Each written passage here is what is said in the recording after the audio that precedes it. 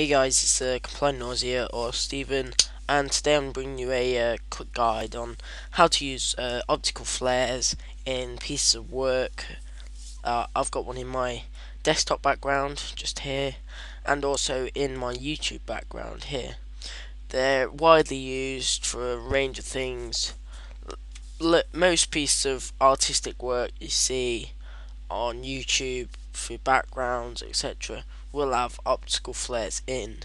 So I'm just going to be showing you how to use them basically. So in the link in the description there'll be a flare, and this will be the one I'll be using in the tutorial, and so you go ahead and download it. So yeah, let's get started. What you want to do is just open up Photoshop and go File, New. I'm just gonna make that I'm gonna make that 1280 by 720, which it already is because of the size of the photo, and just hit OK. I'm gonna unlock the background and change the background color to a black. So you go, double click on the layer, hit color overlay and change it to a black.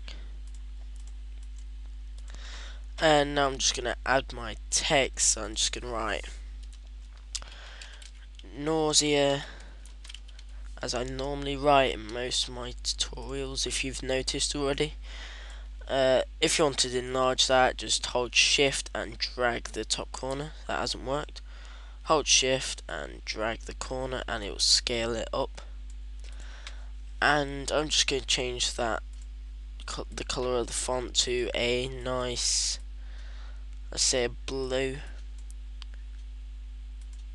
And I'm going to change color overlay, gradient overlay, to add a nice gradient to it. You do this by double clicking on the text layer and it'll come up with these options, and just hit gradient overlay, double click on that bar, double click on the boxes, and just changing it to whichever colors you want. So I'm gonna go a dark blue and a lighter blue for the top. Oh, I hate it when you do that. Hit cancel when you just found a nice colour. And that has not worked. Let me try and see why. That's better. And yeah, so that's your basic text. What I'm going to do now is open up the flare. It should be along here somewhere. The optical flare there. And what you just want to do is unlock it, and you can just simply drag it in, and then you just want to scale it down a bit. From here you would want to go onto the layers and then onto screen, and it gives it that sort of see-through effect, so you only see the lighter parts of the photo, and it brings out this nice flare glaring effect. So now once you go off the layer, you'll see that it's got this like faded box around it. So what you just want to do is go on the rubber tool, select the layer, and you just want to change the hardness right down to 0. So once you've done that, just go around the edge of the box to get rid of that line, and you just want to shape it to how you want it, to what looks best even.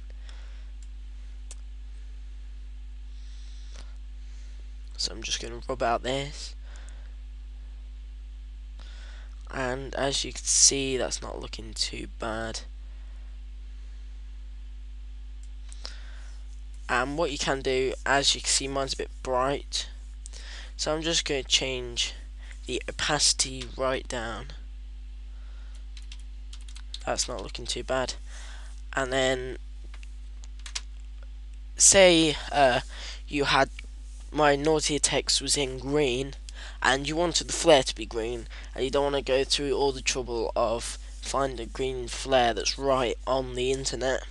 What you can do is just click on the text object at the flare and just hit U. No, sorry, Command U or Control U, and once you got this options will come up, and the shoe arrow here, if you move it along, it will change the color to whichever you desire. So there's a green right there, and say you wanted it to be the green to be stronger, you just higher the saturation, and as you can see, it makes it a lot stronger. And lightness sort of explains itself, but if you don't know what lightness is, it just makes it lighter. So that's the basics of adding a flare into text and making it look a lot better just by adding the flare itself.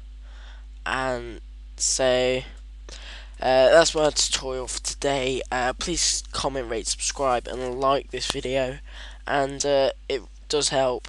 And please comment on what you would like me to do more of, what you want to see, any requests. So yeah, thanks for watching. I'm out.